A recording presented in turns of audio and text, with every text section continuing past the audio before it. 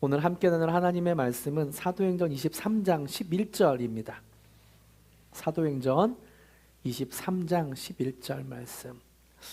최유리 사모님 저 물 좀 부탁드립니다. 사도행전 23장 11절 말씀을 다 함께 읽겠습니다. 시작. 그날 밤에 주께서 바울 곁에 서서 이르시되 담대하라, 내가 예루살렘에서 나의 일을 증언한 것 같이 로마에서도 증언하여 하리라 하시니라. 아멘. 오늘은 사도행전 23장 11절을 본문으로 사슬에 매인 채 로마로 향하는 부흥의 여정, 사슬에 매인 채 로마로 향하는 부흥의 여정이라는 제목으로 함께 말씀을 나누겠습니다. 여러분, 지난 11월 9일에 했었던 고난의 길과 사명의 길 사이에서 라는 제목의 설교를 기억하시나요? 약 3주 정도 된 것 같은데요.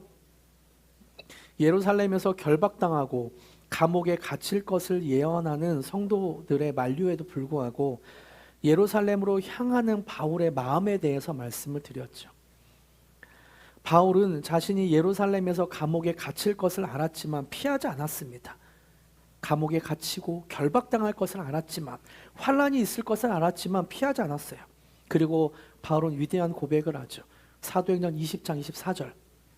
내가 달려갈 길과 주 예수께 받은 사명, 곧 하나님의 은혜의 복음을 전하는 일을 마치려 하면은 나의 생명조차 조금도 귀한 것으로 여기지 아니하노라. 나의 생명조차 조금도 귀한 것으로 여기지 않겠다. 얼마나 위대한 고백입니까? 얼마나 가슴 벅찬 헌신인가요? 자신의 생명조차 조금도 귀한 것으로 여기지 않고 하나님의 사명을 위해 달려가겠다는 바울의 모습을 보면 우리 가슴이 뭉장해지죠. 그런데 여러분, 바울의 이 고백은 단순히 성도들의 감정을 고조시키는 어떤 그런 말이나 자신의 각오를 다지는 말이 아니었습니다. 실제로 하나님은 바울에게 사슬에 매이고 감옥에 갇힐 것을 보여주셨죠. 그리고 실제로 선지자들과 예언하는 사람들은 바울에게 넌 이렇게 될 것이다 라고 예언을 했습니다. 그리고 예루살렘에 도착했을 때 고백했던 그대로 결박당하고 감옥에 갇히게 되었죠. 바울이 보았던 것, 그리고 여러 사람들이 예언했던 것은 어떤 그렇게 될 것이기 때문에 어떻게 해라, 어떤 그런 감정을 고조시키는 거나 각오를 다지는 말이 아닙니다. 실제로 그렇게 될 것이라는 거예요. 사도행전 27장 27절 그리고 31절부터 33절까지를 보세요. 어떤 일이 일어나는지 제가 읽어드릴게요. 여러분 눈으로 쭉 읽어보세요. 제가 빠르게 읽어드릴게요. 그 이래가 거의 참에 아시아로부터 온 유대인들이 성전에서 바울을 보고 모든 무리를 총동하여 그를 붙들고 온 성에 소동하여 백성이 달려와 모여 바울을 잡아 성전 밖으로 끌고 나가니 문들이 곧 닫히더라. 그들이 그를 죽이려 할 때에 온 예루살렘이 요란하다는 소문이 군대의 천부장에게 들리니 이에 천부장이 가까이 가서 바울을 잡아 두 쇠사슬로 결박하라 명하고 그가 누구이며 그가 무슨 일을 하였느냐 물으니 온 유대인들이 성전에 들어오는 바울을 보고 그곳에 있는 모든 무리를 선동합니다. 모든 무리를 선동해요. 그리고 성령의 예고대로 바울은 도착하자마자 체포가 되죠. 여러분 상상해 보세요. 먼지 구덩이에 처박혀 수백 명의 발길질을 당하고 돌이 던져지는 것들을 당하는 저 사람은 누구입니까? 바로 며칠 전 나의 생명조차 조금도 귀한 것으로 여기지 않겠다라고 고백했던 그 바울입니다. 이 고백대로 지금 죽음의 문턱에 있습니다. 사람들은 죽이려고 달려들어 있어요. 이 모습은 영광스러운 순교자라기보다는 성난 폭도들에게 질밥히는 비참한 죄수의 모습입니다. 만약 로마의 천부장이 군대를 이끌고 개입하지 않았다면 바울은 그 자리에서 비참하게 사람들의 발길질에 돌에 맞아 죽었을 거예요. 천부장은 폭동을 잠재우기 위해 바울을 체포합니다. 그리고 두 개의 쇠사슬로 바울의 양손과 발을 결박하죠. 철커덕. 차가운 쇠사슬이 바울의 손목을 조여옵니다. 어제까지만 해도 세상을 자유롭게 돌며 복음을 외치던 위대한 전도자 바울이 순식간에 사울에 묶인 초라한 죄수의 신세가 되었어요. 저는 이 장면을 보면서 이런 생각이 좀 들었어요. 하나님 좀 너무하신 것 같다.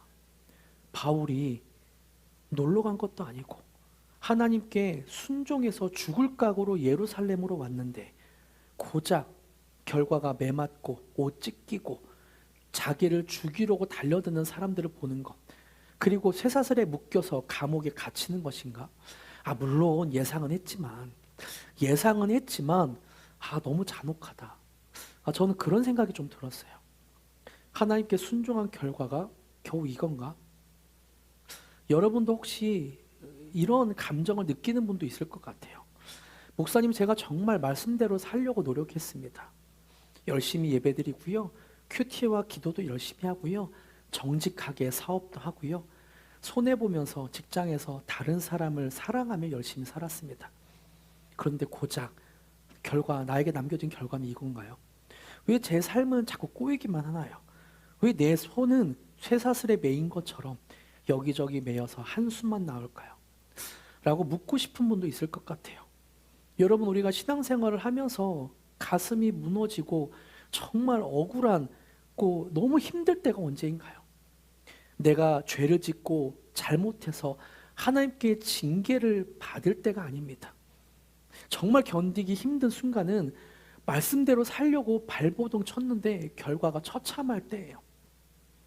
누구보다 정직하게 말씀대로 사업했는데 사기당해 부도날 때, 가정을 지키려고 내 모든 자존심을 내려놓고 헌신했는데 돌아오는 건 사춘기에 자녀들의 차가운 냉소일 때, 주님을 위해 내 청춘과 시간을 다 들였는데 내 몸에 덜컥 큰 병이 찾아올 때, 우리는 그때 욥처럼 하늘 향해 묻게 되죠. 하나님, 도대체 왜 이러십니까? 제가 욕심부린 것도 아니고 하나님의 말씀에 순종해서 하나님을 위해서 살겠다고 한 것인데 순종의 대가가 고작 이것입니까? 얼마 전에 제가 알고 있는 한 청년이 저에게 상담을 요청하더라고요. 나이가 좀 지긋한 30대 중반의 청년입니다. 그 청년은 30대 후반 정도 되는데요. 어린 시절부터 믿는 배우자를 기도를 했어요. 근데 지금까지 결혼을 못했고 믿는 배우자를 그 여자친구를 몇 번 만났지만 결국은 헤어지게 되었고, 그리고 지금은 안 믿는 사람과 만나야 되나 말아야 되나 그런 고백을 하더라고요. 그래서 내가 하나님 앞에 딱 한 가지 기도했다. 믿는 사람과 결혼하고 싶습니다. 근데 고작 내 나이 이 나이 먹도록 이렇게 된 것이 하나님의 뜻인가? 그러면서 저한테 하소연을 하더라고요. 이럴 때 우리는 마음이 무너지죠. 하나님께 순종했는데 돌아온 결과가 고작 이것인가? 오늘 본문에 등장하는 사도 바울이 딱 그런 상황입니다. 자신의 생명조차 아끼지 않고 순종하며 달려왔는데 그를 기다리고 있는 것은 선동된 군중의 폭력이었고 차가운 쇠사슬이었습니다. 바울도 사람이죠.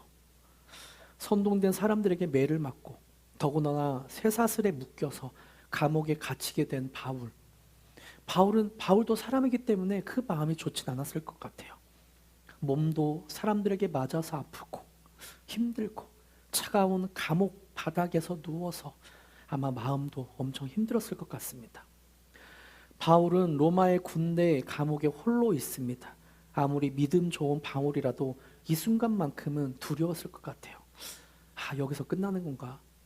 하나님의 사명이 여기까지인가? 내 인생 이게 끝인가? 바로 그 밤 주님이 찾아오십니다. 주님이 바울을 찾아와서 어떤 말씀을 하시는지 오늘 본문인 사도행전 23장 11절을 다시 한번 읽겠습니다. 오늘 본문 시작. 그날 밤에 주께서 바울 곁에 서서 이르시되 담대하라. 내가 예루살렘에서 나의 일을 증언한 것 같이 로마에서도 증언하여야 하리라 하시니라. 아멘. 사람들은 바울을 죽이려고 혈안이 되어 있고 상황은 최악으로 치닫고 있는데 주님은 지금 바울 곁에 서서 엉뚱한 말을 하고 있습니다. 담대하라. 담대해라. 내가 예루살렘에서 나의 일을 증언한 것 같이 로마에서도 증언하여야 하리라. 이 말이 도대체 어떤 연관이 있나요? 오늘 설교는 바로 여기서부터 시작됩니다. 예루살렘의 감옥에서 시작해서 가이사랴의 법정을 거쳐 유라굴로 광풍이 몰아치는 지중해 바다를 건너 마침내 로마의 감옥에 도착하기까지 장장 사도행전 21장부터 28장까지 이어지는 그 긴 여정을 이 말씀이 요약하고 있어요. 겉으로 보기에는 죄수의 압송 과정으로 보입니다. 하지만 영적인 눈으로 보면 이것은 죄수의 행렬이 아니에요. 이것은 로마 제국의 심장부를 향해 직격하는, 아무도 막을 수 없는 하나님의 거침없는 복음의 부흥의 행진이었습니다. 그렇다면 하나님은 이 험난한 여정, 사슬로 매인 여정을 통해 도대체 어떤 일을 하고 있는 걸까요? 바울의 죄수의 신분으로 하나님은 도대체 어떤 능력을 베풀고 있는 걸까요? 저는 본문을 통해 세 가지 중요한 메시지를 좀 나누고 싶습니다. 주님의 행동과 말씀하신 것을 세 문장으로 말씀을 나누려고 하는데요. 첫 번째는 곁에 서서, 두 번째는 담대하라, 그리고 세 번째는 로마에서도입니다. 첫 번째, 주님은 바울 곁에 서 있었습니다. 곁에 서서 말씀하고 있어요. 감옥에 임재하시는 주님이죠. 성경은 주님께서 바울 곁에 서서 말씀했다고 표현합니다. 여기서 곁에 서서라는 헬라어 단어는 에피스테미입니다. 뜻은 곁에 두다, 옆에 두다, 곁에 서다, 가까이 있다라는 의미예요. 이것은 단순히 옆에 있다, 옆에 위치해 있다라는 의미를 넘어섭니다. 이 단어는 권위 있는 통치자가 임재했다, 강력한 보호자가 막아섰다, 옆에서 막아섰다, 보호했다라는 의미입니다. 생각해 보세요. 세상 모든 사람이 바울을 버렸습니다. 동족 유대인은 바울을 죽이려 했고 로마 군인은 죄수 취급했습니다. 아무도 찾아오지 않는 더럽고 차가운 감옥 안에 부활하신 예수님이 친히 뚫고 그 감옥 속으로 바울 곁에 서서 들어온 거예요. 들어와서 곁에 선 거예요. 주님은 저 멀리 하늘에서 바울아 힘내, 내가 지켜보고 있어 라고 말씀하지 않았어요. 예수님은 친히 내려오셔서 감옥 속에 있는 바울 곁에 서 있습니다. 그 바울을 보호하고 있는 거예요. 아마도 바울에게 가장 큰 위로는 너가 바울의 감옥에서 풀려날 것이야, 너의 쇠사슬을 열리게 할 것이야, 이런 것이 아니었습니다. 주님이 곁에 있다는 임재의 확신이 바울의 마음을 안도하게 했을 거예요. 여러분, 혹시 인생의 감옥에서 갇힌 느낌으로 사는 분이 있습니까? 손에는 쇠사슬이 채워져 있고 내 힘으로 어떻게 할 수 없는 그런 상황에 있는 분이 있나요? 여러분 기억하십시오. 오늘 겪고 있는 문제의 현장에 주님은 곁에 서 있습니다. 곁에 서 있어요. 우리에게 위로가 되는 것은 우리의 쇠사슬이 풀렸습니다도 아닙니다. 감옥 문이 열렸습니다도 아니에요. 예수님이 내 곁에 있습니다. 예수님이 내 곁에 있다는 것을 느끼는 그 순간, 예수님의 임재를 느끼는 순간 우리의 마음은 안도가 될 것입니다. 우리의 가장 비참한 자리, 가장 외로운 자리, 남들에게 말할 수 없는 고통의 현장 한복판으로 뚫고 들어오셔서 우리의 곁에 서시는 분, 그분이 바로 주님입니다. 사람들은 다 떠나도, 상황은 최악이어도 주님만 우리 곁에 있다면, 예수님만 우리 곁에 있다면 그것으로 충분합니다. 주님이 함께 하시는 그곳이 바로 천국이기 때문이죠. 이어서 곁에 서신 주님이 말씀하시는 것을 좀 보세요. 바울 곁에 서신 주님이 하신 첫 마디가 무엇인가요? 11절 다시 한번 같이 읽어볼까요? 시작. 그날 밤에 주께서 바울 곁에 서서 이르시되 담대하라, 내가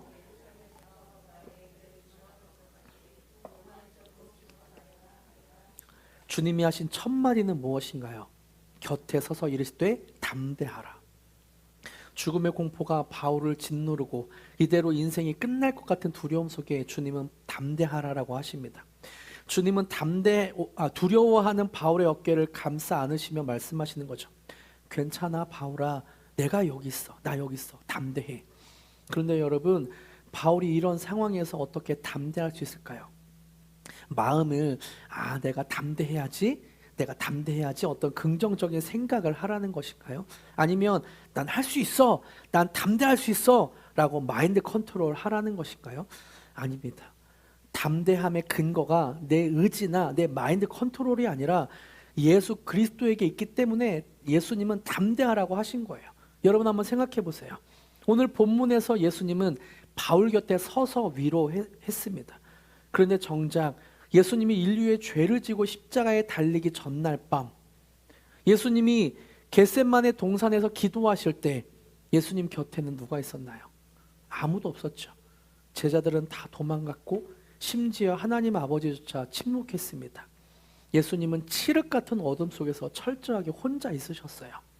그분은 십자가 위에 나의 하나님 어찌하여 나를 버리셨나이까 라고 절규할 때 하나님은 그분의 곁에 안 계셨어요.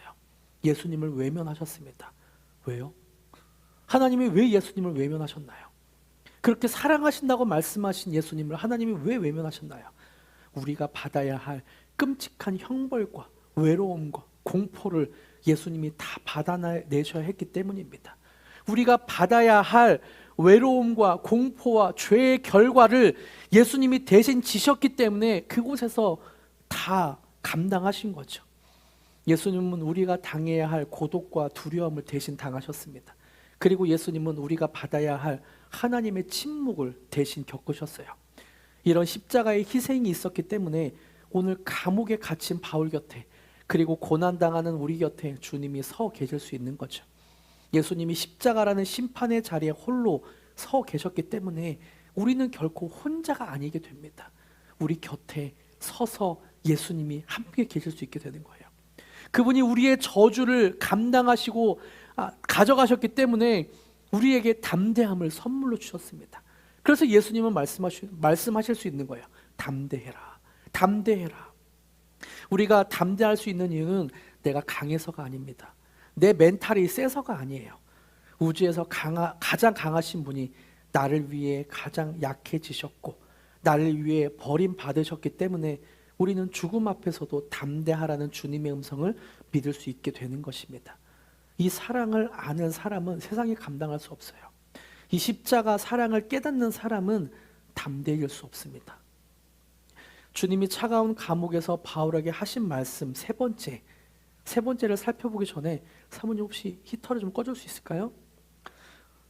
다시 한번 23장 11절을 같이 한번 읽어볼까요? 시작. 그날 밤에 주께서 바울 곁에 서서 이르시되 담대하라. 내가 예루살렘에서 나의 일을 증언한 것 같이 로마에서도 증언하여야 하리라 하시니라.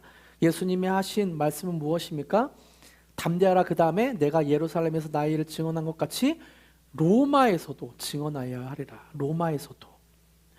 여기서 하여야 하리라 라는 헬라어는 데이입니다. 이 단어는 반드시 뭐뭐 해야 된다, 반드시 이루어질 것이다, it must be 라고 쓰여진 단어죠. 이 말씀을 의미를 살려서 번역하면 이렇게 돼요. 제가 읽어드릴게요. 그날 밤에 주께서 바울 곁에 서서 이르시되 담대하라. 내가 예루살렘에서 나의 일을 증언한 것 같이 로마에서도 반드시 증언하게 될 것이다 하시니라. 반드시 증언하게 될 것이다. 예수님은 그렇게 말씀하고 있는 거예요. 이것을 어떤 신학자는 좀 어려운 표현으로 신적 필연성이라고 표현하더라고요. 신적 필연성. 하나님이 반드시 이루실 것이다. 하나님이 반드시 이루시는 표현을 신적 필연성이라고 말했습니다. 여러분 이 장면을 한번 생각해 보세요. 지금 바울은 죄수의 신분으로 로마 황제에게 가야 합니다. 아니, 로마 황제에게 가기 전에 유대인들에게 맞아 죽을 위기에 있었고 또 총독에게, 왕에게 재판을 받아 언제 사형을 당할지 모르는 그런 신세입니다. 세상 사람들의 눈에는 로마 황제가 왕이고 또는 유대를 다스리는 총독이나 왕들이 왕으로 보여요. 바울은 초라한 죄수처럼 보입니다. 하지만 영적인 눈으로 보면 로마 황제보다 더 위대한 왕, 더 큰 능력으로 세상을 움직이는 왕이 있죠. 그분은 바로 바울 곁에 서 있는 예수 그리스도입니다. 바울 안에 있는 예수 그리스도예요. 반드시 로마에서도 증언하게 될 것이다 라는 말씀은 어떤 세상의 권력도, 어떤 쇠사슬도, 어떤 감옥도 너가 전하는 예수 그리스도의 복음을 멈출 수 없어 라고 말하는 거죠. 바울은 비록 쇠사슬에 묶여 있지만 그 안에 있는 위대한 왕의 복음을 묶을 수 없습니다. 바울은 비록 지역에 갇혀 있지만, 감옥에 갇혀 있지만, 바울이 선포하는 예수 그리스도의 위대한 복음은 가둬둘 수가 없었어요. 여러분, 바울이 로마로 향하는 긴 여정, 21장부터 28장까지 그 긴 여정을 한번 파노라마처럼 한번 펼쳐보세요. 그의 손은 언제나 쇠사슬에 묶여 있었습니다. 하지만 놀랍게도 바울이 묶여있는 순간마다 복음은 강력하게 터져나왔어요. 사도행전 22장에 유대인 폭도들이 바울을 죽이려 할 때 바울은 로마 군인에 의해 잡힙니다. 그리고 로마 군대 안에서 층계 위에서 피투성이가 된 채로 로마 군인들에게, 또 유대인들에게 복음을 전했어요. 사슬에 묶인 채로. 바울은 묶여 있었지만 그의 입은 자신이 만난 예수님을 증언했습니다. 사도행전 24장, 바울은 죄수의 신분으로 당대 최고 권력자였던 벨릭스 총독 앞에 섭니다. 보통 죄수라면 이렇게 말해요. 살려주세요. 나 무죄예요. 내가 무죄인 이유는 이거입니다. 이렇게 살려달라고 자기가 무죄인 것을 증명하고 빌었을 텐데, 변증했을 텐데, 바울은 도리어 총독에게 의와 절제와 장차올 심판을 말씀합니다. 묶인 것은 바울이었는데 두려웠던 것은 권력자 벨릭스 총독이었죠. 사도행전 26장을 보세요. 로마로 가는 배가 유라굴로 광풍을 만나 침몰할 때, 그 전에 벨릭스 총독, 그 다음에 신임 총독에게도 말씀을 전하고 아그리빠 2세 왕에게도 복음을 전합니다. 그리고 26장에서 로마로 가는 배가 유라굴로 광풍을 만나 침몰할 때 모든 선장과 선주가 벌벌 떨었습니다. 그때 바울은 일어나서 여러분 안심하십시오. 하나님이 우리를 지켜주십니다 라고 외쳤습니다. 이렇게 외칠 수 있는 이유가 무엇입니까? 사람들은, 선장과 선주들은 광풍 속에서, 폭풍 속에서 배가 함몰되어서 우린 다 죽었다라고 벌벌 떨고 있습니다. 그때 유일하게 바울만 여러분 안심하세요. 여러분은 결코 죽지 않을 것입니다. 밥을 먹고 힘내세요. 왜 그랬을까요? 바울은 알았거든요. 내가 로마까지 가야 하리라. 난 여기서 죽지 않아. 여러분 죽지 않을 것입니다. 바울의 마음속에는 확신이 있었어요. 내가 로마까지 가서 복음을 전파할 거에 대한 믿음이 있었어요. 그러니까 그 선장과 선주들에게 안심하라 라고 하죠. 그리고 나서 배는 좌초되었고 그 있던 선원들은 멜리데 섬에 정박하게 됩니다. 그곳에서 원주민들을 만나고 추운 그 밤에 불을 쬐면서 있을 때 독사가 바울의 손을 물게 돼요. 그때 사람들은 바울은 죽었구나라고 생각하고 바울은 독사를 툭툭 털면서 불 속에 던져내죠. 사람들은 바울이 언제 죽을까 보고 있습니다. 그때 바울은 죽지 않고 위대한 예수 그리스도의 복음을 전합니다. 원주민들은 바울을 신으로 모시려고 했어요. 그런데 바울은 아니다. 내가 신이 아니다. 예수 그리스도가 참된 신이다 라고 선장과 선주들과 원주민들에게 복음을 전파합니다. 바울은 묶여 있었지만 그가 선포하는 복음은 묶여 있을 수가 없었어요. 이렇게 가이사보다 위대한 왕의 복음을 경험한 바울이 디모데에게 전하는 고백을 들어보세요. 디모데후서 2장 9절 같이 한번 읽어볼까요? 시작. 복음으로 말미암아 내가 죄인과 같이 매이는 데까지 고난을 받았으나 하나님의 말씀은 매이지 아니하니라. 죄인과 같이 매이는 데까지 고난을 받았으나 하나님의 말씀은 매이지 아니하니라. 바울의 손목에 채워진 쇠사슬을 세상의 관점으로 볼 때는 바울을 무력하게 만드는 도구였습니다. 하지만 하나님의 관점에서는 달랐어요. 쇠사슬은 바울을 묶어두는 것이 아니라 오히려 복음이 로마의 심장부로 흘러 들어가게 하는 통로가 되었습니다. 생각해 보세요. 바울을 지키기 위해 로마의 최정예 군인들이 교대로 들어옵니다. 그들은 죄수인 바울을 도망가지 못하게 지켜야 됐어요. 그리고 하루 종일 꼼짝없이 바울의 기도를 들어야 됐고 바울이 전하는 예수 그리스도의 이야기를 들어야 됐습니다. 감옥에 갇힌 것이 아니라 사실은 로마의 군인들이 복음 앞에 갇힌 것이죠.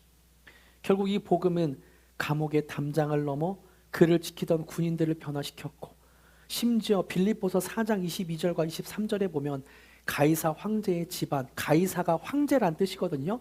가이사 집 사람들 중 몇이 주 23절 주 예수 그리스도의 은혜가 그 심령이 있게 되었대요. 가이사 왕족에게까지, 로마에 있는 왕족에게까지 복음이 들어갔다라고 표현되어 있습니다.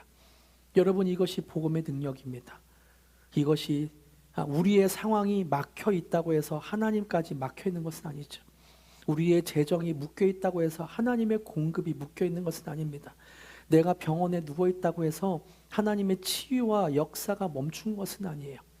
하나님의 말씀은 매이지 않습니다. 오늘 이 선언이 저와 여러분의 선언이 되길 바랍니다.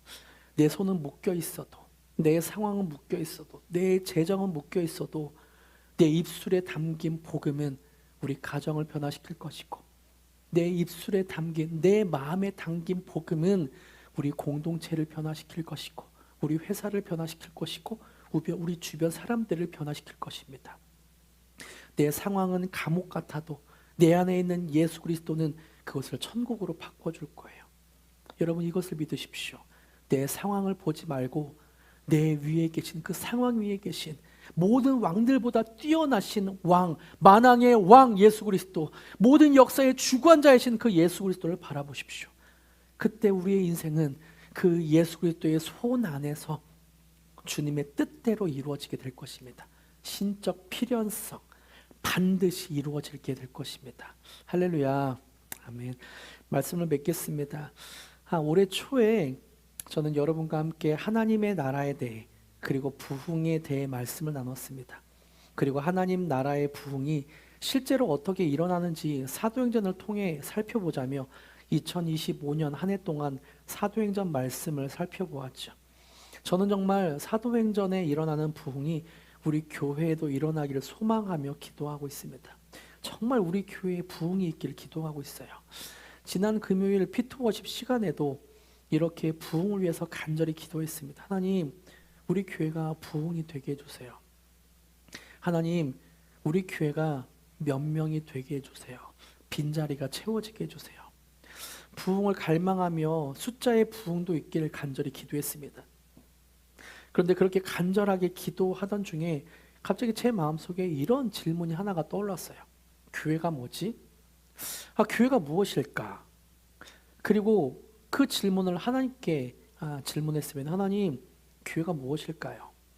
하나님이 원하시는 교회는 도대체 무엇입니까? 그때 제 마음에 선명하게 깨닫게 되는 것이 있었습니다. 교회는 건물이 아니다. 교회는 숫자가 아니다. 교회는 주는 그리스도시요 살아계신 하나님의 아들입니다 라고 고백하는 사람들의 모임이다. 이런 고백을 하면서 복음을 믿고 복음대로 살아가는 사람들이 복음을 전하는 공동체, 이것이 교회이다. 머리를 한 대 맞은 것 같았어요.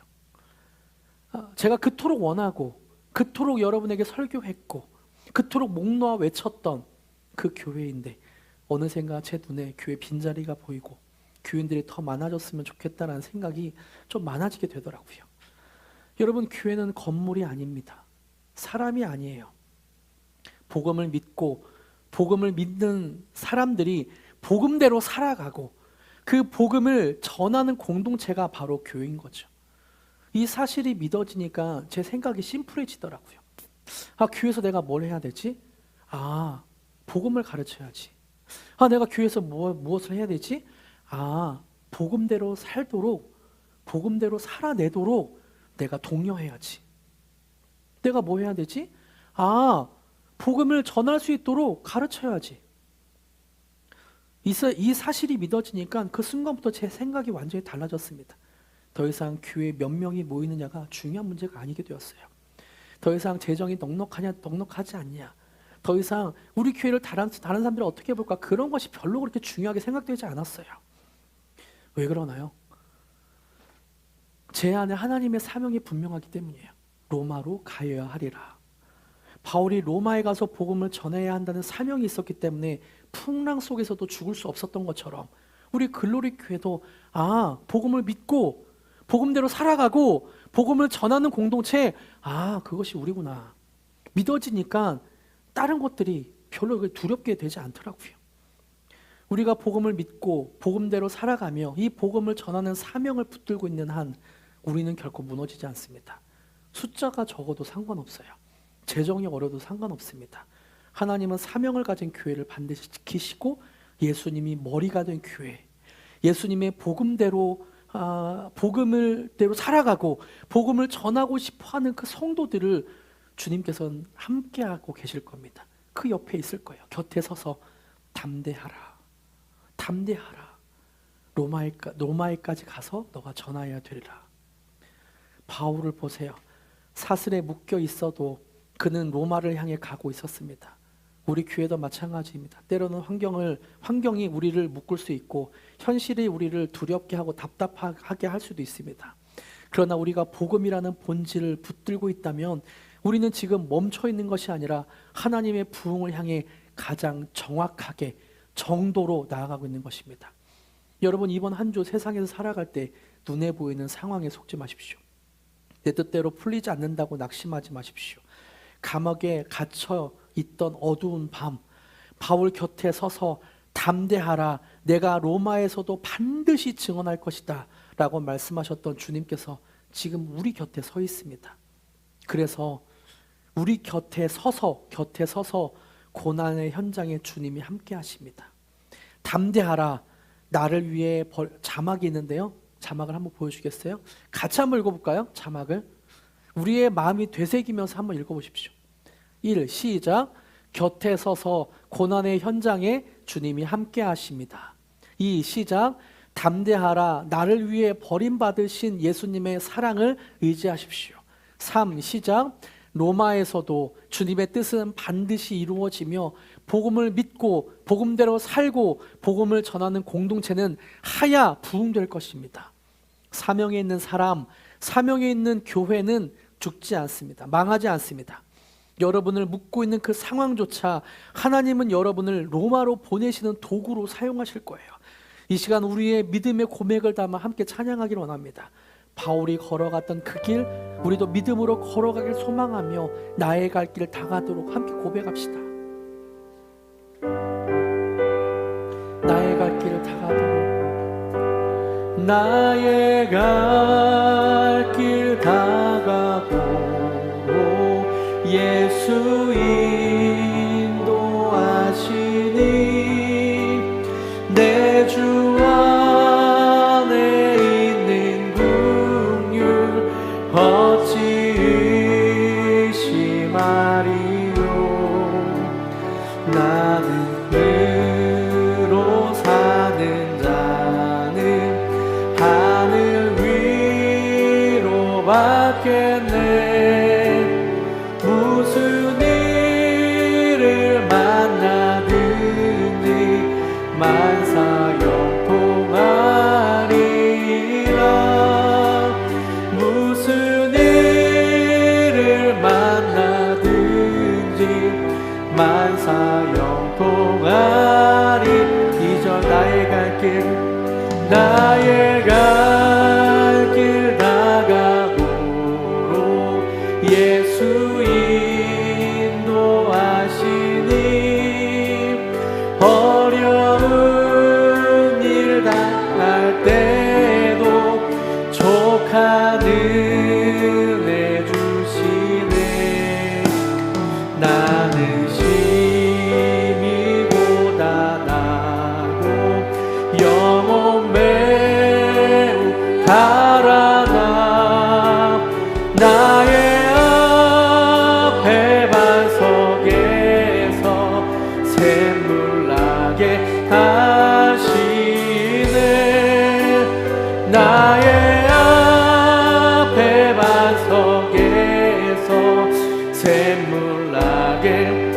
3절 나의 갈 길 다가도록, 나의 갈 길 다가도록 예수 인도하시니 그의 사랑 어찌 큰지 말로 알 수 없도다. 성령 감화 받은 영혼 하늘 날아갈 때에 영영 부를 나의 찬송 예수 인도하시니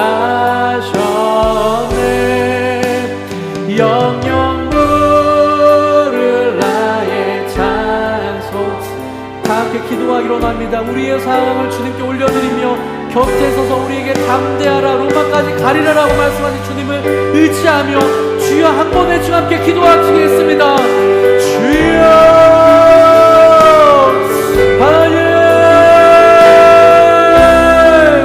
하나님 우리가 주님을 의지하며 기도합니다. 하나님 우리의 마음에 담대함을 주시며 우리에게 곁에 서서 우리에게 로마로 가야 하리라고 사명을 주시는 주님을 의지합니다. 하나님 주님의 사명대로 살아가는 간절히 원하는 우리의 백성들에게 주님의 백성들에게 주님 담대한 마음을 허락하게 하여 주시옵소서. 십자가에서 우리 대신에 두려움과 어떤 어려움들을 감당하신 예수님이 우리에게 담대함을 허락하게 하여 주시옵소서. 곁에 서서 우리에게 담대함을 허락하여 주시옵소서. 사명이 다시금 불이 일어날 수 있도록 주 말씀하여 주시옵소서. 로마여 가야 하리라 로마로 가야 하리라 라고 말씀하신 바울에게 말씀하신 것처럼 우리에게도 말씀하여 주시옵소서. 주님의 사명을 말씀하여 주시옵소서. 그래서 담대하게 주님의 말씀을 부여잡고 주님의 뜻대로 살아갈 수 있도록 역사하여 주시옵소서.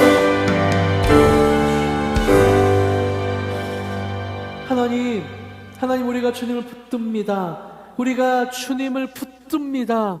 우리 곁에 서서 담대하라 내가 로마로 가여야 하리라 라고 말씀하여 주시옵소서. 우리 곁에 서서 담대하라 내가 십자가 위에서 너의 두려움들을 모두 결박하였다.